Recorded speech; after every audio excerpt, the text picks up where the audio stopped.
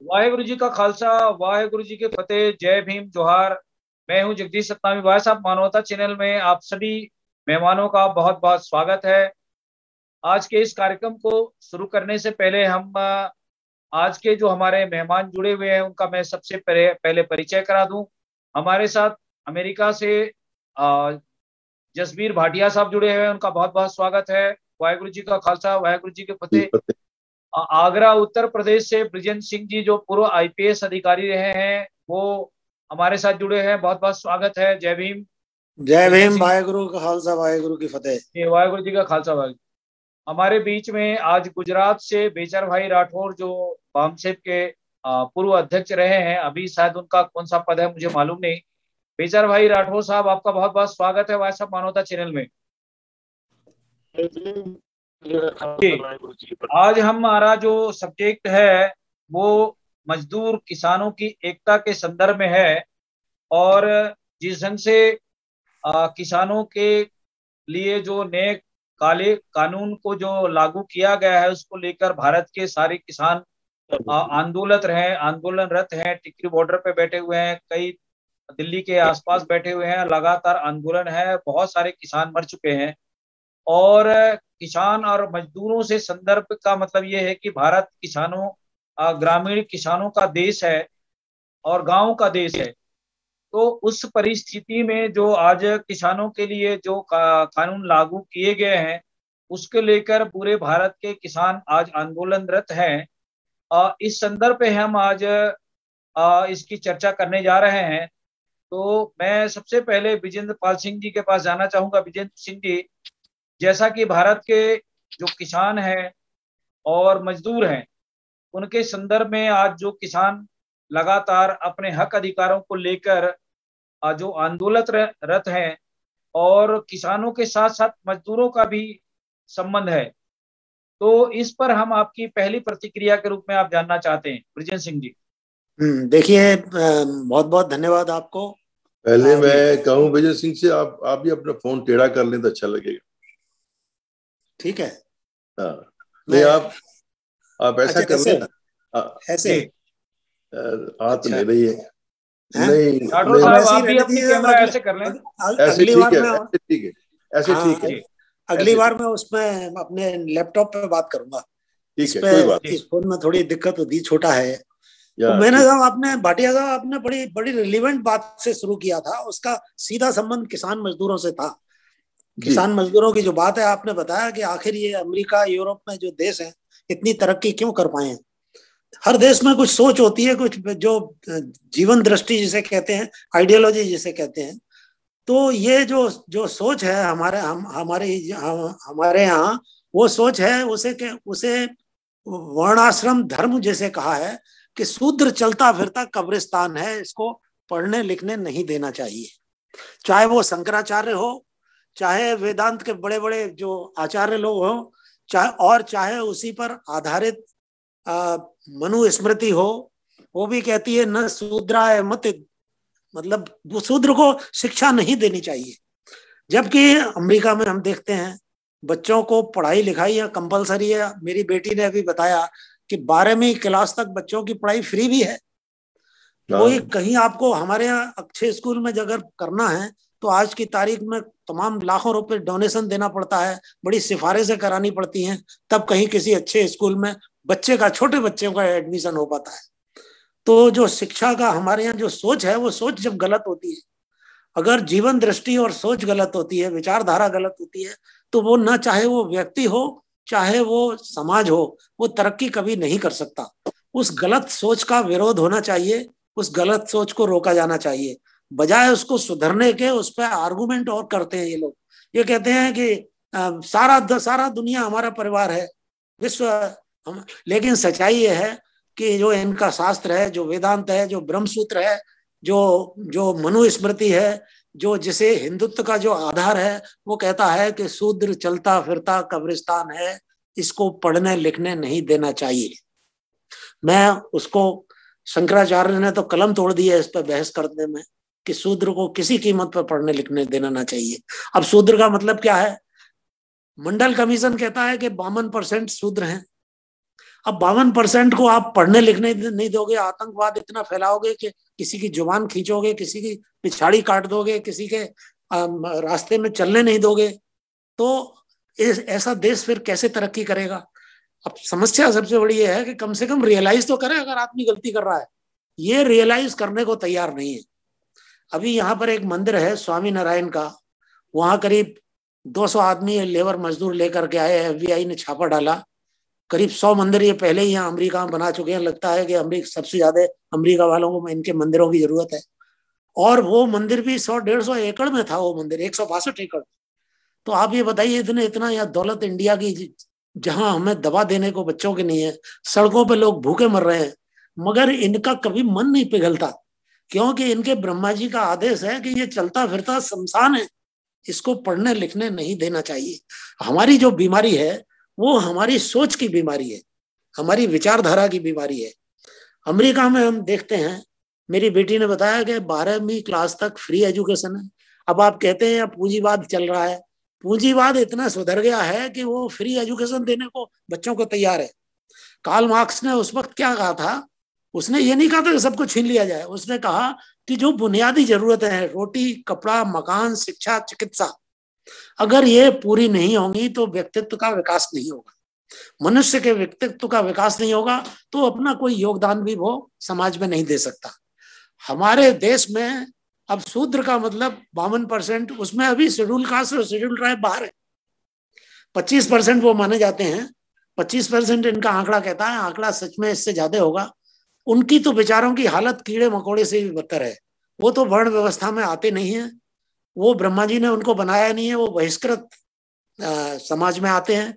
इसीलिए बाबा साहब अम्बेडकर ने जो पहला अपना पत्रिका में निकाली थी, वो बहिष्कृत भारत से निकाली, बहिष्कृत भारत के नाम से अपना संगठन शुरू किया।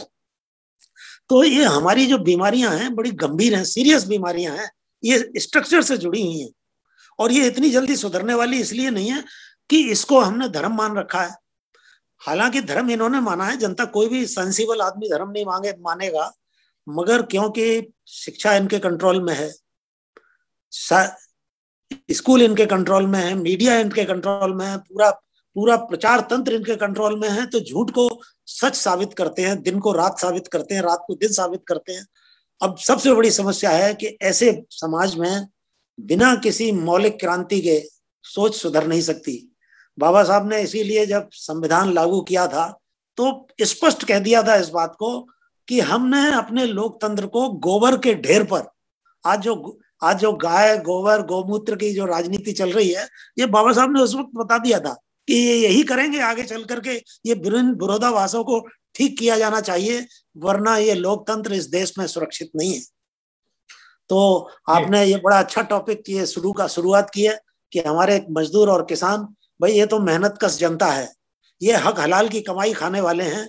गुरु साहिबान ने सबसे बड़ा एक ही बात पर जोर दिया है, हक हलाल की कमाई, संगत और पंगत। तो हक हलाल की कमाई वाले लोग हैं, इनके लिए हमें रात दिन सोचना चाहिए। इनके मानव अधिकार, रोटी, कपड़ा, मकान, शिक्षा, चिकित्सा, ये इनको किस तरह रिस्टोर हो। हमारा संविधान 71 साल में ये इसलिए नहीं दे पाया है कि यह गोबर के ढेर पर बनाया था, वो गोबरधारियों ने इसको नियंत्रण में अपने में ले रखा है संविधान को। तो अपने संविधान को अपने कब्जे में लीजिए, और आम जनता जो गांव का आखिरी छोर पर रह रहा है, जो रोज अपमानित होता है, जिसकी बहन बेटियों की इज्जत लूटी जाती है इस लोकतंत्र में, दुनिया सुनती है, दुनिया देखती है, और अपमान मतलब देश का सिर नीचा होता है, लेकिन इन बेशर्म लोगों को कोई शर्म नहीं आती, ये डींगे हाँकते रहते हैं झूठी।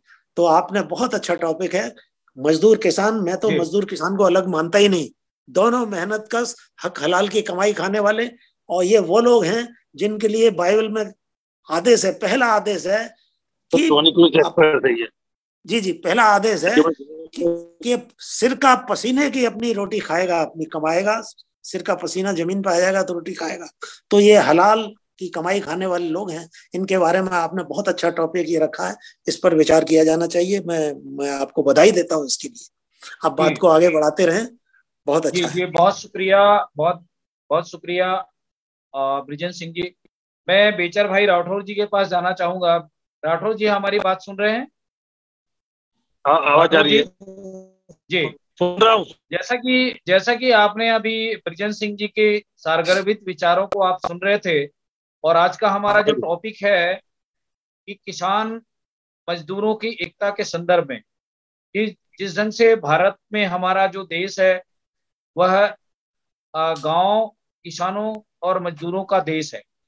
क्योंकि आ, आज की परिस्थितियों में जिस ढंग से किसानों के ऊपर, मजदूरों के ऊपर जो समस्याएं खड़ी है, किसान आज सड़कों पे है। 6 महीना से ऊपर हो गया है, कई सैकड़ों किसान आत्महत्या करके मर गए। और आप समाज के इस शोषित पीड़ित लोगों के लिए लगातार वामसिप के माध्यम से काम कर रहे हैं। मैं इस ज्वलंत मुद्दे पर आपकी प्रतिक्रिया जानना चाहता हूं, बेचर भाई राठौर साहब। जय भीम। मैं सिंह और जगदीश जी, आप लोगों को धन्यवाद देता हूं कि भाई आपने भारत राष्ट्र के ज्वलंत मुद्दे, जो लोकतंत्र के लिए बहुत ही जरूरी है, उस मुद्दे के ऊपर आप लोगों ने ये सेमिनार डिबेट रखी है और ख्यालात लोगों तक पहुंचे। और जो देश की जो रीढ़ी हड्डी जो कहा जाता है वो किसान और मजदूर है। किसी भी राष्ट्र में किसान मजदूर रीढ़ की हड्डी होती है। आज भारत में जो परिस्थिति है इनकी, और इसको लेकर आप लोगों ने जो डिबेट रखी है, तो मैं पहले तो वामसिप और इंसाफ संगठन की ओर से आप लोगों को देता हूँ, आपका देता हूँ।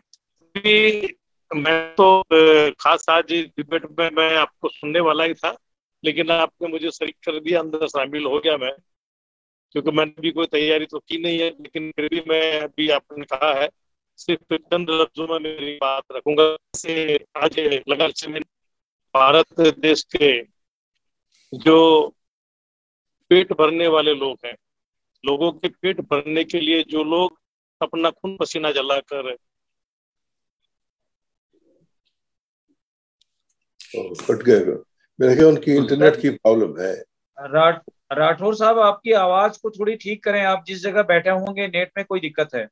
नेट में दिक्कत होगी, राठौर साहब में कोई दिक्कत नहीं है। राठौर साहब में दिक्कत हो ही नहीं सकती। छोड़ देता हूँ, ऐसा भी होगा ना। हाँ जी, आ रही है अभी आवाज? आप बोले सर, बोले। आवाज आ रही है? हाँ, आ रही है, आ रही है। तो लगातार 6 महीने से जो हम देख रहे हैं, तो ये काफी दुखदायक घटना है इस देश के लिए, इस राष्ट्र के लिए। और दुखदायक घटना इसलिए है कि जिनके कंधों पे इस देश का, इस समाज का जो जिम्मा था, जो जिम्मेवारी डॉक्टर बाबा साहब आम्बेडकर ने रख के दी थी, आज वो चीज होने की वजह से आज इस देश में इन लोगों की परिस्थिति बदतर होती जा रही है। जैसे कि हमारे बिजनेस सिटी ने बहुत बढ़िया इसका किया, मजदूर, किसान, अमेरिका और बेसिक नीड जो है मानवीय की, जो व्यक्ति की जो बेसिक नीड रहती है, रोटी, कपड़ा, शिक्षा, चिकित्सा, ये सारी जो बातें हैं, जब तक वो मुहैया नहीं कराई जाती तब तक उसका डेवलपमेंट, राष्ट्र का डेवलपमेंट नहीं हो सकता। अभी भारत देश में जो किसान की परिस्थिति है, करीबन 1957 में भारत में जो अनाज पैदा हो रहा था, जो धान पैदा हो रहा था, वो करीबन 15 लाख करोड़ टन था। उसके बाद जब वो 56 काल जो मेरे ख्याल से दुष्काल जैसी परिस्थिति थी और लोगों को पानी के लिए भी काफी दिक्कत थी, खाने का भी नहीं मिल रहा था, उस 1956 के बाद भारत ने जो तरक्की की, 1980 में हमारे पास इससे भी ज्यादा स्टॉक हो गया, बफर स्टॉक भी हमारा काफी है। और ये जो अनाज जो पैदा हो रहा है, उस अनाज की जो वितरण व्यवस्था है, उसका जो लोगों तक पहुंचाने की जो सिस्टम है, वो सिस्टम पे भी घपलाबाजी है। लेकिन ये चीजें जो मैं जो आपको बता रहा हूँ, आज भारत में जो अनाज की पैदावार है वो इतनी ज्यादा है कि उसको रखने के लिए हमारे पास गोडाउन नहीं है। FCI, food corporation of India है, उसके पास भी गोडाउन नहीं है।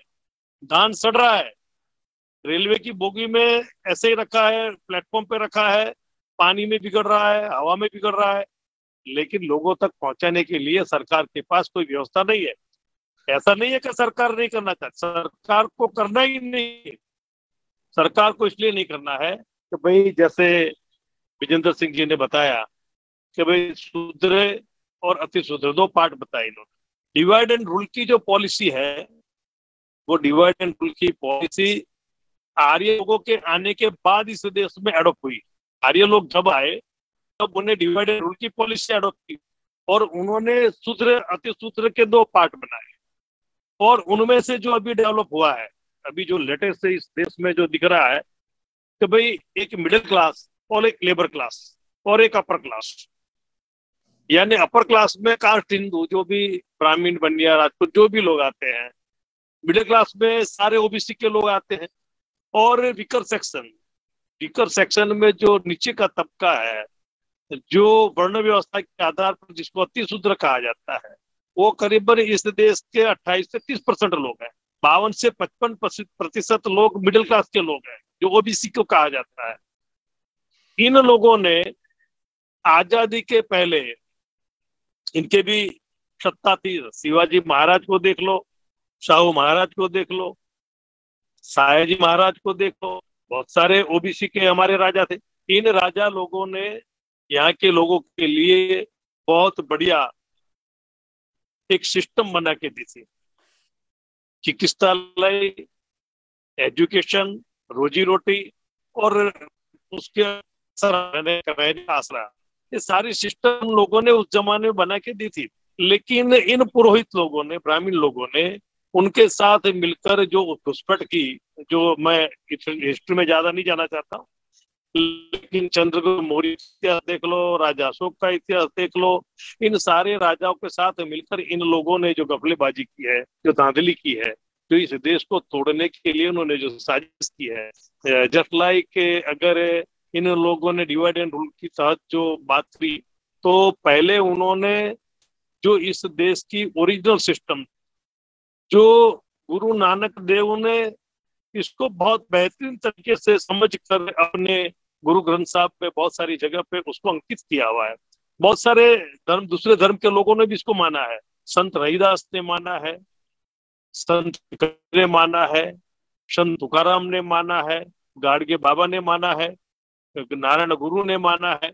ऐसा बहुत सारे सामाजिक रिफॉर्मर्स हुए।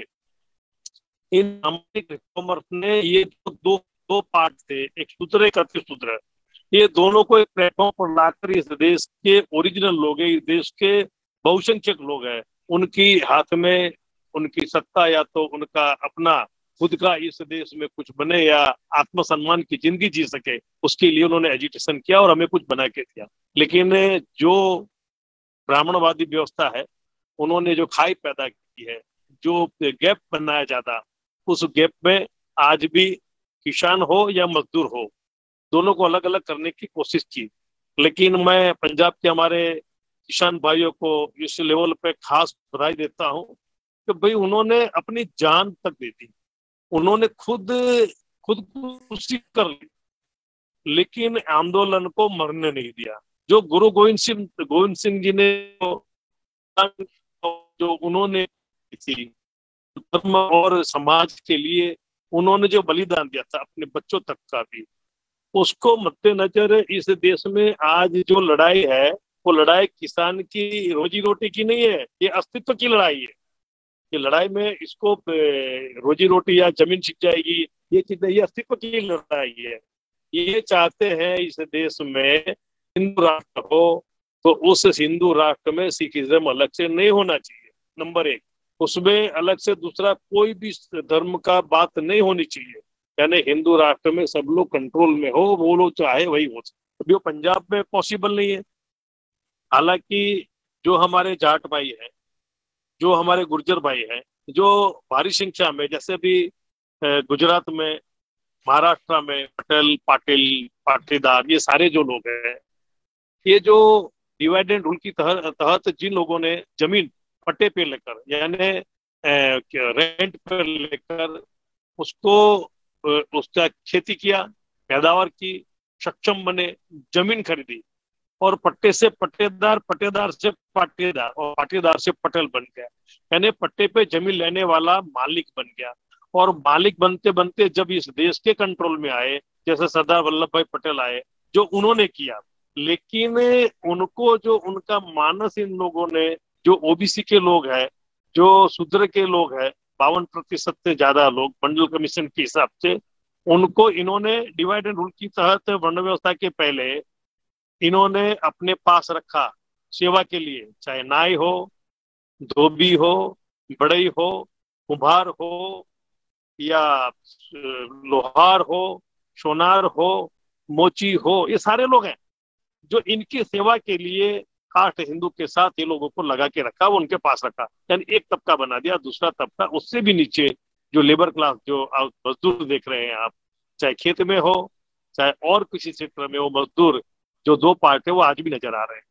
तो इनको मिलाने के लिए हमारे महात्माओं ने बहुत सारे एजुकेशन के बहुत सारी बात की, लेकिन उनसे भी आगे बढ़कर महात्मा फुले ने जो आंदोलन किया, और महात्मा फुले के बाद डॉक्टर साहब आम्बेडकर ने को लिखित में एक ग्रंथ दिया।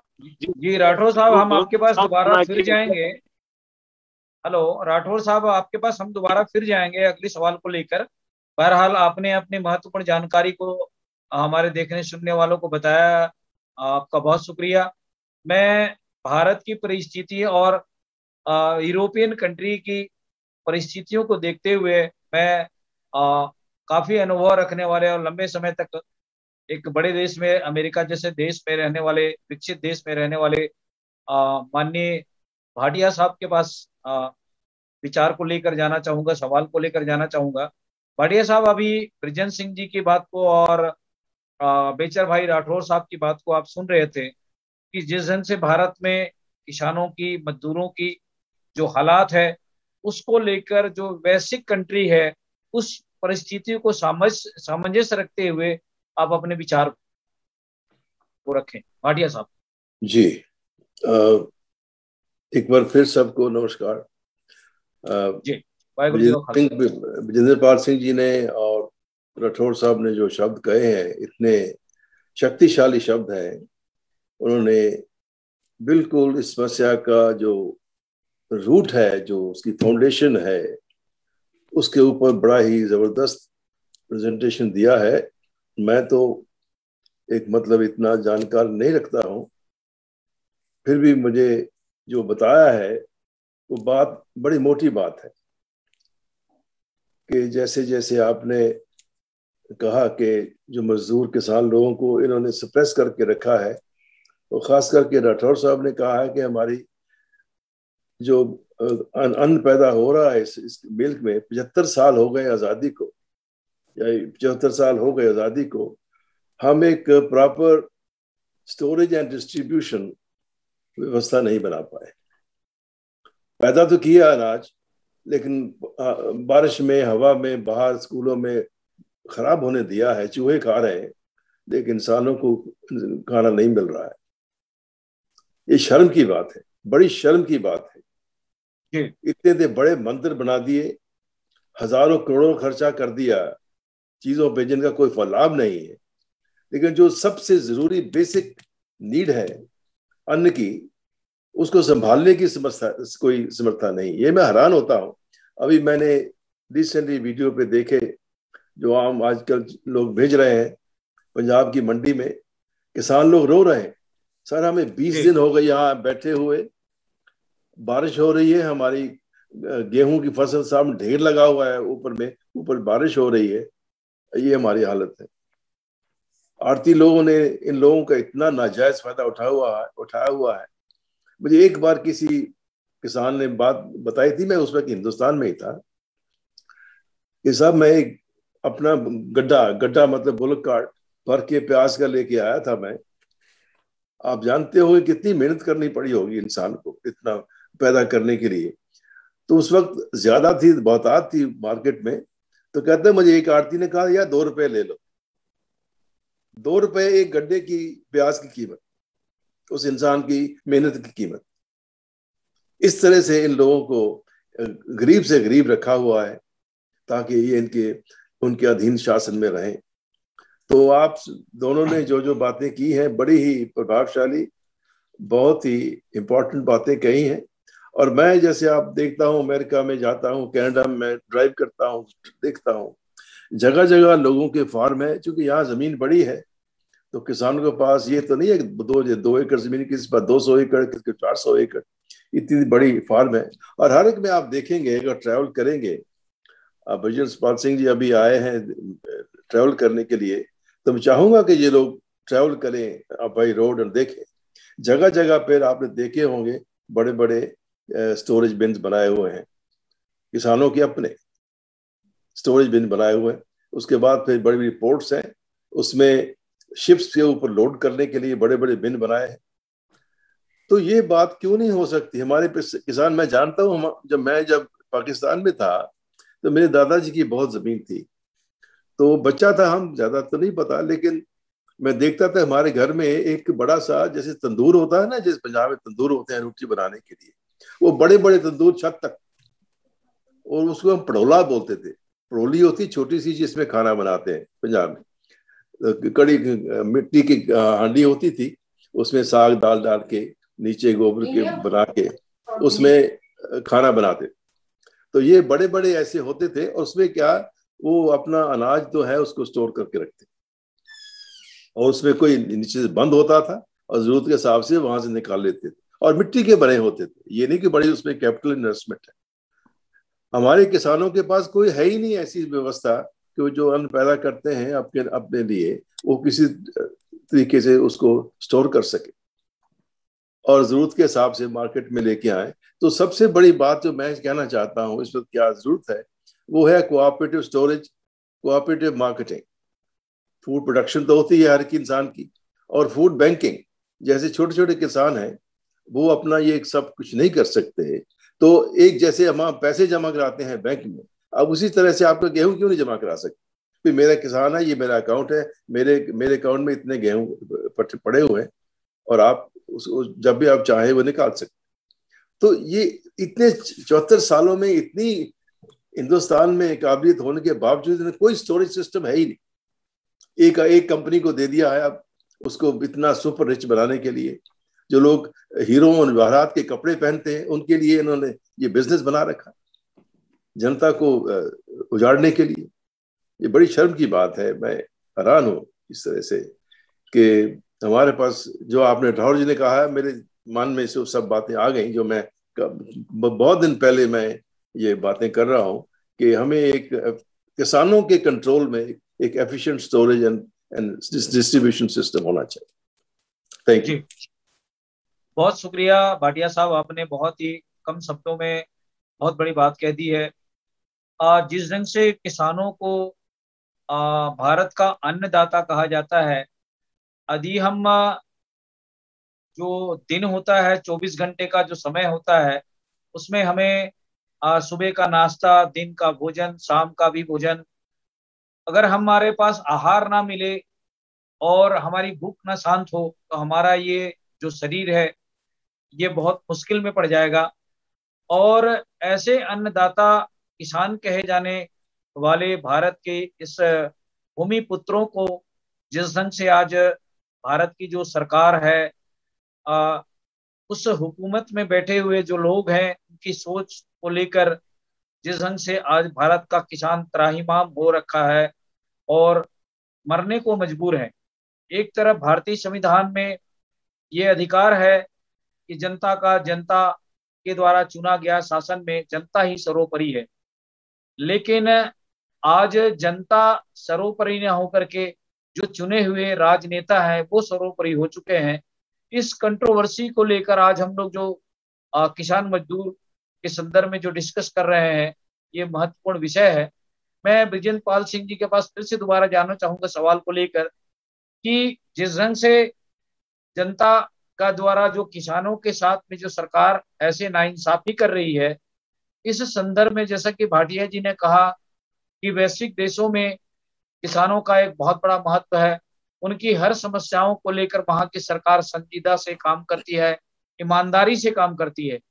भारत में ऐसी क्या ऐसी सोच है बन पड़ी है। क्या ऐसे सरकार जो हठधर्मिता निभा करके जो जनता के, किसानों के, मजदूरों को लेकर, जैसा कि अभी कोविड-19 चल रहा है, इसमें हमारे लोगों को लॉकडाउन के अंदर भूखे मरने की स्थिति आ गई है। तो इस संदर्भ में मैं ब्रिजेश सिंह जी के पास फिर से दोबारा लौटना चाहूंगा कि साहब, आज की जो हालात हैं, जिसमें एक तरफ कोविड से मर रहे हैं, दूसरी तरफ इस लॉकडाउन में भूख से मर रहे हैं, इसको आप किस दृष्टि से देखते हैं? अपने विचार रखें। हाँ, धन्यवाद। देखिए, अपने मैं जो ये सोचता हूँ कि ये जो समस्याएं हमारी बनी हुई हैं वो नियत की खराबी की वजह से बनी हुई है। बरकत जो नहीं होती, नियत की खराबी है। एक वो पूरा मुझे याद नहीं, जब आदमी की जो सोच होती है उससे नियत बनती है और नियत से फिर बरकत होती है। जैसा कि हम लोगों ने शुरू में ही कहा कि नियत इनकी इसलिए खराब है, इनकी सोच ही गलत है। इनका ये जो वर्णाश्रम धर्म कहते हैं, वो उसमें कहते हैं शूद्र चलता फिरता कब्रिस्तान है, शमशान है, इसको पढ़ने लिखने नहीं देना चाहिए। अब शूद्र कौन है? शूद्र किसान है, मेहनत का आदमी है। जो मजदूर है उनको तो अति शूद्र में, अनटचेबल में डाल रखा है इन्होंने, तो उसमें भी सीढ़ियां बना रखी हैं। आज आपने देखा था कि 27 कानून ब्रिटिश गवर्नमेंट के टाइम के वो कानून थे लेबर की वेलफेयर के लिए, वो इन्होंने खारिज किए। और जब वो खारिज किए, इसके बाद किसानों की तरफ मुड़े, 3 कानून किसानों के खिलाफ पास किए। अब ये कह रहे हैं तुम्हारे भलाई के लिए, वो कह रहे हैं मेरी भलाई नहीं है, मेरी बर्बादी हो रही है। लाखों मजदूर किसान सड़कों पे पड़े हुए हैं। दिल्ली में मैं घूमने गया, देखने गया जरा कि भाई क्या है ये, रोज मैं टीवी पे देखता रहता था। तो मैंने देखा कि मैं लाखों की भीड़ वहां पर बॉर्डर पे पड़ी हुई है और कोई फर्क नहीं पड़ रहा, जो सत्ताधारी लोग हैं। और वहां जाकर के मैंने देखा कि मैं अपने लीडर्स को के बारे में मैं रोने लगा। आज मुझे थोड़ा सा जोश आ गया अपने अपने राठौर साहब को देख करके। इनके अंडर में ट्रेनिंग हुई है हमारी, ये ट्रेनिंग गुरु है हमारे, वामसेन के अध्यक्ष रहे इंडिया के, तो बहुत बड़ी हस्ती है ये। तो मुझे ये देख करके कहा कि भाई, मुझे याद आई कि मायावती हमारे प्रदेश में 4 बार मुख्यमंत्री रही। उत्तर प्रदेश 23 करोड़ की आबादी का प्रदेश है, छोटा मोटा प्रदेश नहीं है जी। उसमें हजारों टेंट लगे हुए थे लोगों के।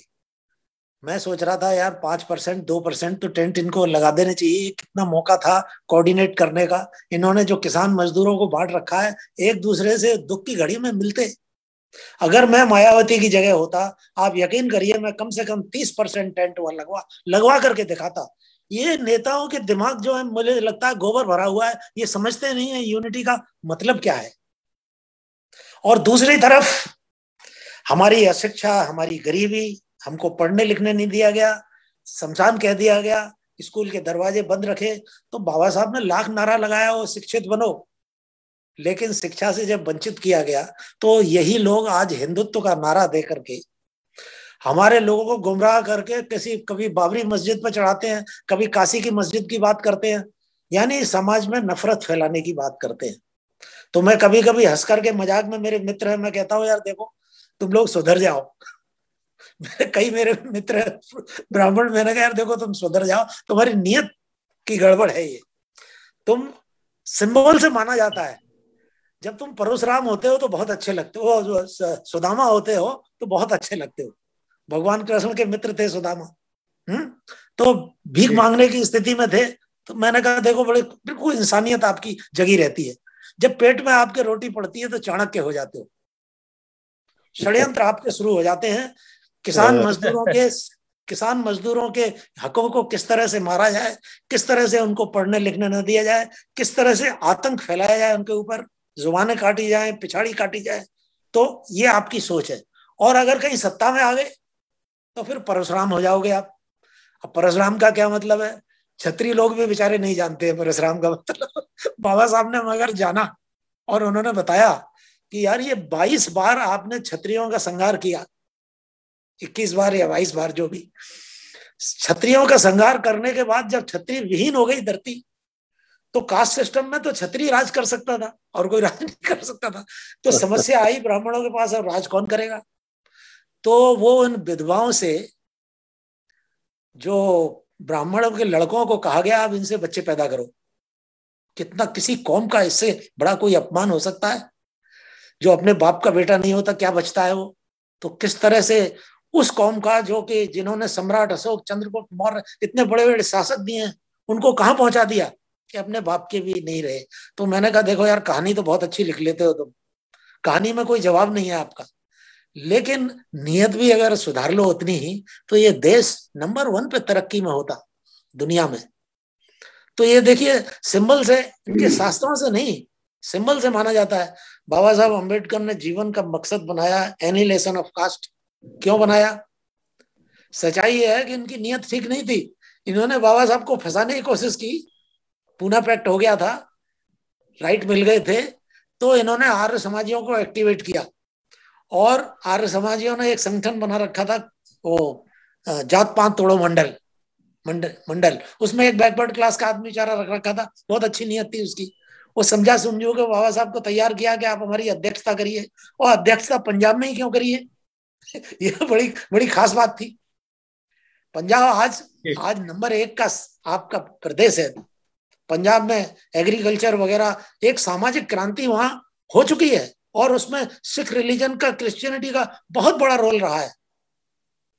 तो इनके मेरा तो ये सोचना है कि अगर ये, जब तक भैया मैं अपने उनसे कहता हूँ यार तुम नियत को सुधारो अपनी और सोच को बदलो। बाबा साहब ने सिर्फ यही कहा था उस भाषण में, इन्होंने लिख के मांगा क्या बोलोगे, क्योंकि इनको डाउट था, पता नहीं क्या कहने लगे। बाबा साहब के विचारों को जानते थे, तो ये बाबा साहब से वो कहलवाना चाहते थे जो वो ये सुनना चाहते हैं, और फिर उसका बड़ा लंबा चौड़ा प्रचार करते। लेकिन बाबा साहब ने एक बात उसमें कही कंक्लूजन में कि आप इसलिए नहीं कि आप पैदाइशी बदमाश हैं, आप उतने ही भले और नेक इंसान हैं जितने और हैं, लेकिन आपके शास्त्रों ने आपकी बुद्धि को भ्रष्ट कर दिया है। जो शास्त्र कहता है कि चलता फिरता कब्रिस्तान है, इन चीजों को शास्त्रों से निकाल दीजिए, ये मानवता की विरोधी है। तो आप देखते हैं उनको, बाबा साहब को भाषण नहीं देने दिया था इन्होंने, और वो भाषण फिर सीधे छपाया था। तो गांधी ने कहा था कि अम्बेडकर तो बड़ा भारी अपना प्रचार करना चाहते हैं, इसलिए भाषण छपाते हैं। तो बाबा साहब अम्बेडकर ने उस वक्त कहा था कि those who live in glass houses, जो शीशे के मकानों में रहते हैं, दूसरों के ऊपर पत्थर नहीं फेंका करते। गांधी जी, तो आपने तो लंगोटी भी इसीलिए लगाई है प्रचार के लिए, वरना क्या कमी है आपका, सामान्य इंसान की तरह रह सकते हो। है? तो मेरा ये मतलब है कि देखिए, ये बड़ी गंभीर समस्या है हमारी, ये कोई डिस्कस करने वाली नहीं है, ये सोच से संबंध रखती है। हमारी श्रमण संस्कृति में, समतावादी संस्कृति में, जिसकी बुद्ध हो, वर्धमान महावीर हो, उनके कहते हैं ये जो अपमानित हो रहे हैं लोग, जो फंसे हुए हैं दलदल में, गरीबी के, अपमान के, लाचारी के, इस दुखों से मुक्ति का रास्ता क्या है? वो छोटे से एक सूत्र में बताते हैं कि दर्शन ज्ञान वृत्तानि, संस्कृत में है, मैं संस्कृत जानता नहीं, धर्म धर्मेश्वरा विदु, कि धर्म के धर्मेश्वर ने कहा है कि 3 ही तरीके हैं। पहली, सोच ठीक हो आपकी, दर्शन जिसे कहते हैं, विचारधारा सही हो, ज्ञान अपने आप आपका सही होगा अगर विचार सही होगा तो, और धर्म, दर्शन, ज्ञान और वृत्तानि कहते हैं आचरण को, तभी आपका फिर आचरण सही होगा। तो अगर आचरण सही हो जाएगा, ये देश नंबर 1 पर जाएगा। आपका टॉपिक इतना बड़ा है कि ये और अपने साहू इनको देख करके, अपने गुरुजी को मैं और भी पता नहीं क्या क्या कहना चाह रहा हूँ, लेकिन समय आपके पास कम है, और ये बात आपने बड़ा सही टॉपिक उठाया। इस पे कम से कम तीन सेशन दीजिए इसमें। बिल्कुल बिल्कुल। और ये मजदूर किसान एक होने चाहिए। हमारे लीडर्स की समझ में नहीं आती तो हमको सड़क पे आना चाहिए।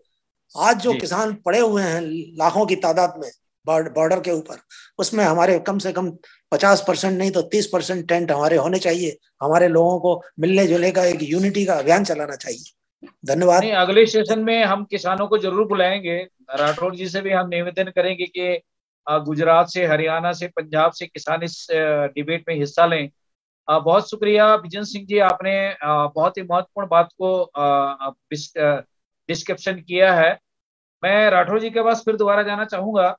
राठौर साहब, जिस ढंग से आप लोग लंबे समय से भारत के अंदर में भारत के बहुसंख्यक समाज को जगाने की दिशा में लगातार सतत प्रयासरत हैं, तो आज की परिस्थितियों पे जो हमारे जो किसान हैं, मजदूर हैं, उनके बीच में जो आज पढ़े लिखे बेरोजगार युवा लड़के लड़कियां हैं, इनको कैसे संगठित कर सकते हैं ताकि हम भारत के अंदर में आ, आ, एक भाईचारा, एक बेगमपुरा का राज्य स्थापित करें, जहां पे कोई ना ना भूखा रहे, ना कोई तकलीफ में रहे।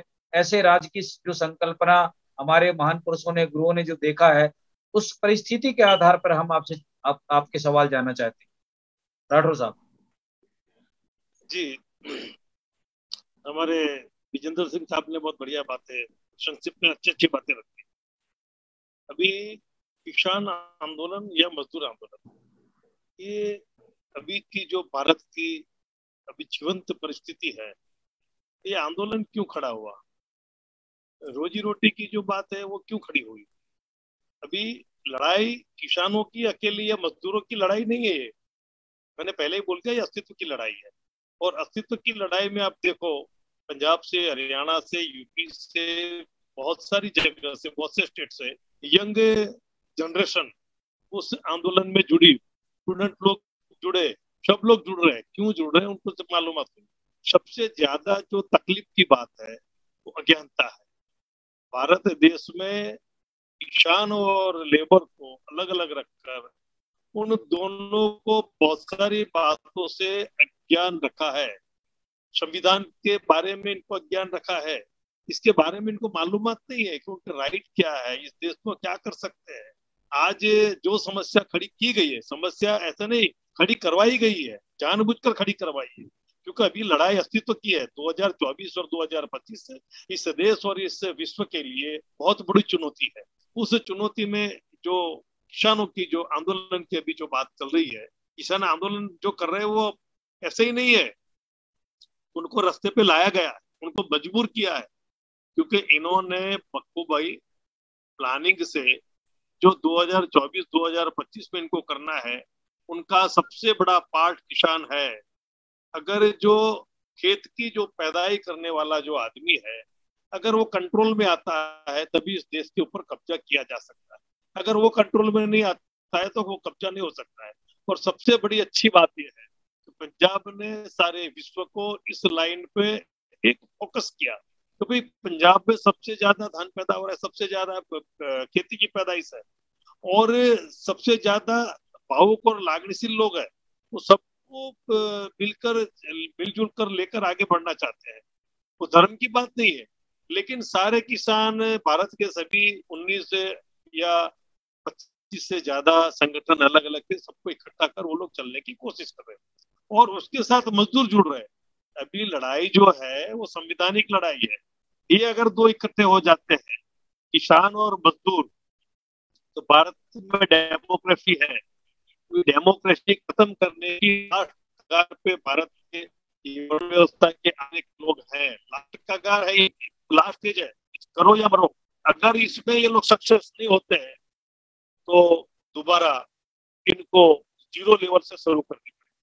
100 साल के कड़ी मेहनत के बाद ये लोग उस मुकाम पे पहुंचने की जद्दोजहद में लगे हैं। उस बीच समंदर में हाथ पैर मार के इस देश के ऊपर कब्जा करना चाहते हैं।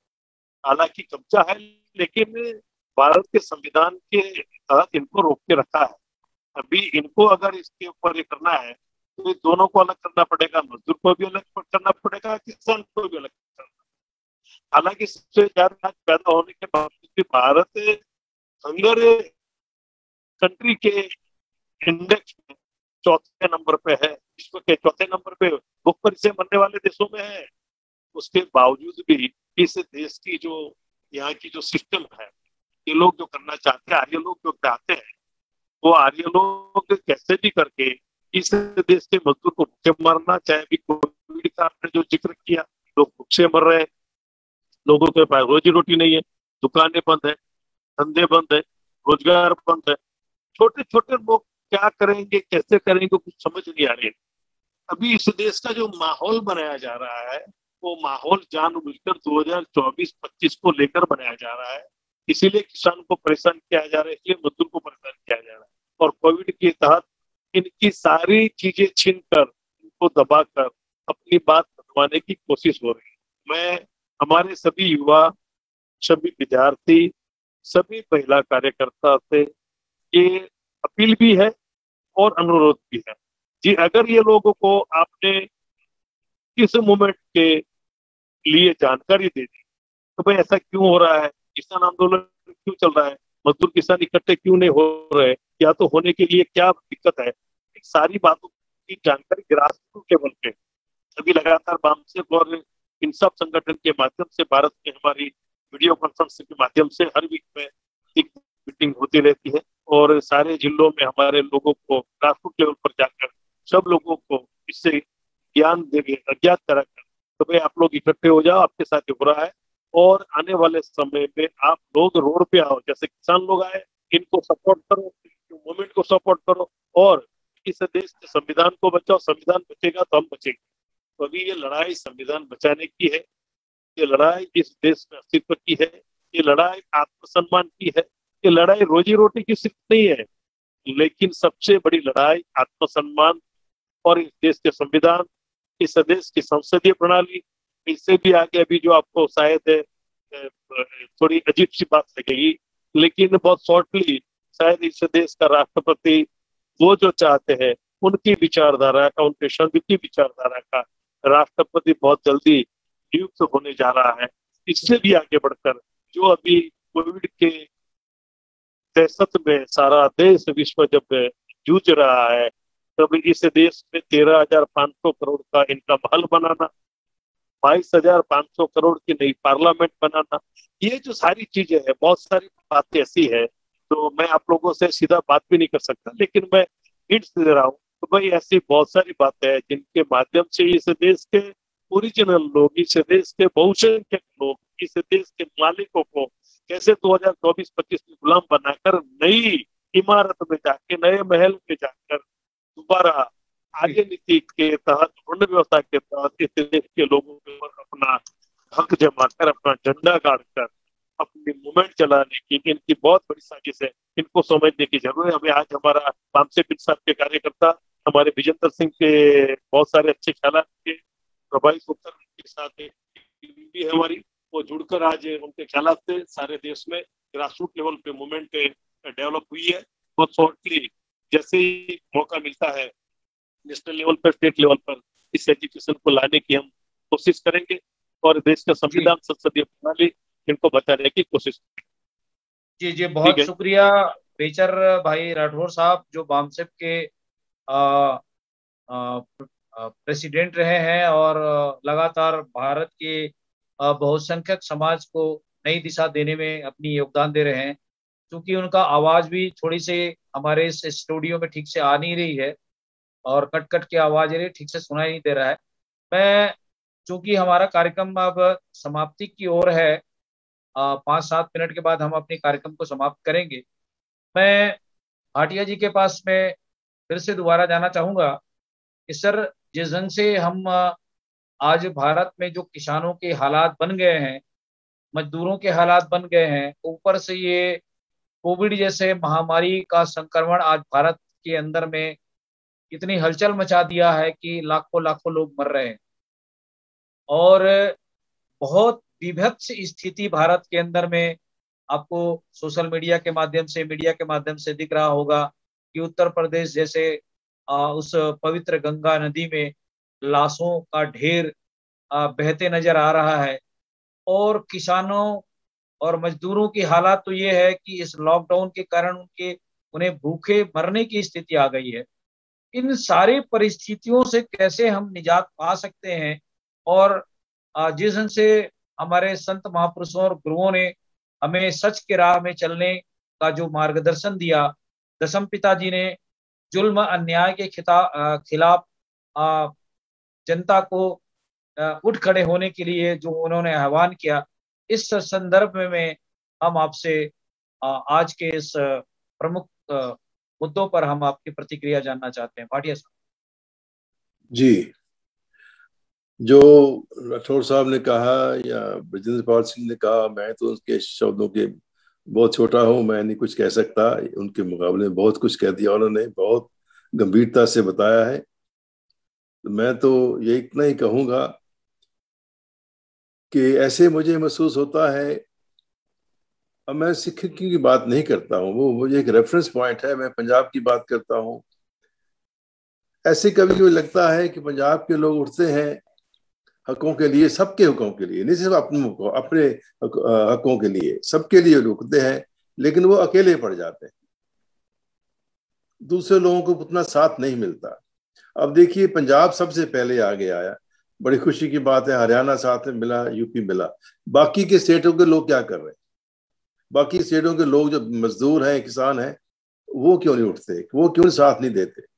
एक ऐसा देश है जिसके अंदर इन्होंने दिल्ली के आने वाले सब सड़कों को तोड़ दिया है, इतने इतने बड़े बैरियर बना दिए हैं, इतने शर्मनाक, उसमें लोहे की स्पाइक लगा दिए हैं इन लोगों ने। ये मुझे वीडियो देख के शर्म आई। ये लोकतंत्र है, ये डेमोक्रेटिक कंट्री है? ऐसा करते हैं कि लोगों के साथ? उनकी बात सुनो, ऐसे में कौन सी बड़ी बात है? उनकी बात सुनो, उनकी जो शिकायतें हैं दूर करो, उनको हेल्प करो। ये कैसा है ये देश? मुझे तो समझ नहीं आई, मैं तो हैरान हो गया हूं देख के कि उनकी बिजली काट दो, उनको पानी बंद कर दो, लाखों लोग बैठे हुए हैं, उनका पानी बंद कर दो। ये इंसानियत है क्या? जी, ऐसा भी कोई देश चलता है क्या? तो मैं चाहूंगा कि सभी देशों के लोग, जो आपको अपने हक मांगने का आपको पूरा हक है, तो सभी के साथ मिले, मजदूर साहब मिले, सब देश के लोग इकट्ठे हों।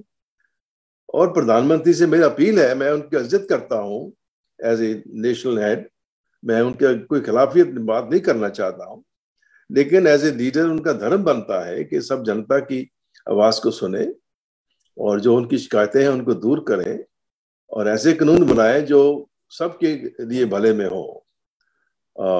मैं इससे ज्यादा कुछ नहीं कह सकता। जी, तो जी, जी, धन्यवाद। बहुत शुक्रिया भाटिया साहब, आपने बहुत ही सारगर्भित हमारे देखने सुनने वालों को और भारत के जो सरकार में बैठे हुए पीएम साहब को आपने संबोधित किया है और विनती भी की है। मैं आज के इस कार्यक्रम को अंतिम क्षण में ले जाते हुए आज के इस कार्यक्रम को समाप्त करने से पहले एक एक दो दो मिनट में मैं आपकी इस प्रमुख मुद्दे की चर्चा को लेकर समाप्त करूंगा। ब्रिजेश सिंह जी, मैं आपसे इस प्रमुख मुद्दे पर, जैसा कि हम भारत में हालात है और ये हालात बहुत खतरनाक स्थिति में है, जिसको शब्दों में बयां करना बहुत मुश्किल है, क्योंकि जब कोई भूख से मर जाता है या कोई इस एपिडेमिक में जिसके परिवार मर जाते हैं, उनके घर में क्या गुजरता होगा, इसको तो वही इंसान समझ सकता है, क्योंकि यह एक मानवता का दर्द है। और हम आज जिस मुद्दे को लेकर जो चर्चा कर रहे हैं, ये मेन स्ट्रीम की मीडिया न कभी इस पर कोई चर्चा करती है, न डिबेट करती है, क्योंकि भारत की जो मीडिया है, जो उसको एक चौथा स्तंभ कहा जाता है, वो उस स्तंभ को सही इस्तेमाल ना करके न सच्चाई की बात करती है, न मानवता की बात करती है, न लोगों के दुख दर्द को लेकर कोई संजीदा है। मैं आपके इस आज के इस प्रमुख कार्यक्रम के विषय को लेकर आपकी अंतिम प्रतिक्रिया के रूप में जानना चाहता हूं कि भारत के किसानों को, मजदूरों को और ये वर्तमान हालात जो कोविड है, इन सभी परिस्थितियों से हम कैसे निपट सकते हैं और कैसे हम एकता स्थापित कर सकते हैं। हाँ तेजन सिंह जी। जी, देखिए, हालात वास्तव में बड़े भयानक हैं। और जिस वक्त ये लॉकडाउन किया गया था, पहली बार देखा किस तरह से लोग सड़कों पर, लाखों लोगों की तादाद में, एक तरफ तो लाखों गाड़ियां खड़ी थी, हमारे पास बसें थी, लेकिन और हमारे पास आईएएस अधिकारियों की एक फौज थी, प्रशासन देखने वालों की, कोई जरूरी नहीं है। लेकिन बात यह थी कि जिन लोगों की, उनकी नीयत की बात थी, उनकी हमदर्दी अगर नहीं है तो किस तरह लोग सड़कों पर मर रहे थे। वही हाल किसानों का ये हुआ है। तो ये एक भयानक परिस्थिति है। अब समस्या ये है कि इसका समाधान उन लोगों से जिनकी नियति ठीक नहीं है, मुझे नहीं लगता कि वो कभी संसाधन होने पर भी करेंगे। जन के शास्त्र गोस्वामी जी तुलसीदास जी का एक शब्द गुरु ग्रंथ साहब में नहीं है, एक दो कबीर की 550 वाणियां हैं, तो क्या है, क्यों नहीं है? ढोर गंवार शूद्र पशु नारी ये सब ताड़न के अधिकारी, इनको ढोल की तरह पीटना चाहिए। स्त्री और शूद्र, मैंने एक मित्र से कहा, वो कह रहे थे सड़क पे स्त्रियां नहीं चल सकती, एक लॉ एंड ऑर्डर की समस्या हो रही थी, तो मैंने कहा ये तो इसमें तो आपकी माँ बहनें भी हैं। तो कह रहे नहीं, किसी किसी को मासिक धर्म होता है। तो मैंने कहा महोदय, मासिक धर्म ना होता तो आप ही ना होते। तो वो जो पंडे लोग थे बड़े बड़े नाराज हुए और मेरा जीना समझिए मुश्किल कर दिया था। वो तो फॉर्चुनेटली उस वक्त हमारे मुख्यमंत्री थे वीर बहादुर सिंह, जो मुझे व्यक्तिगत रूप से जानते थे। उन्होंने अगर मेरी रक्षा न की होती तो उन्होंने मुझे पागलखाने भेज दिया होता। तो है, हमारी सोच इतनी गड़बड़ है। अब देखिए, इसको इतना सीरियसली लिया जाना चाहिए, ये सिर्फ बातों की बात नहीं है। स्त्रियों के प्रति, जिसमें कि 50% आबादी है, वो शूद्र और अति शूद्र 77% आपका आंकड़े बता रहे हैं।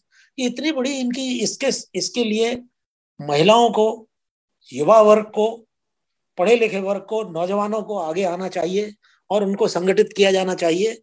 मेरी तो भाग्य से आज बेचर भाई राठौर आ गए, इन्होंने ट्रेनिंग दी है मुझे, तो ट्रेनिंग दे करके इन्होंने गलती कर दी है। मुझे नींद नहीं आती इन चीजों को देख करके।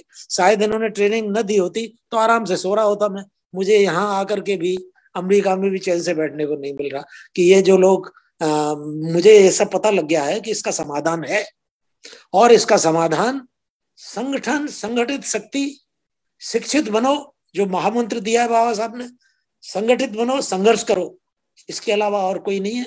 तो हमारे पढ़े लिखे वर्ग को आगे आना चाहिए और अपनी जिम्मेदारी को समझना चाहिए।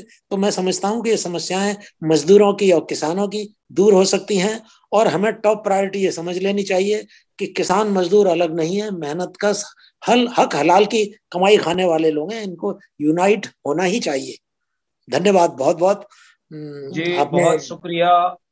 जिस ढंग से आप सब लोगों ने अपने दिल से अपने विचारों को हमारे देखने सुनने वालों के बीच में बात रखी है, मुझे लगता है कि हमारे इस चैनल के माध्यम से जुड़े हुए जो लोग हैं वो जरूर संजीदा से इस बात को सुन रहे होंगे और गौर भी करेंगे।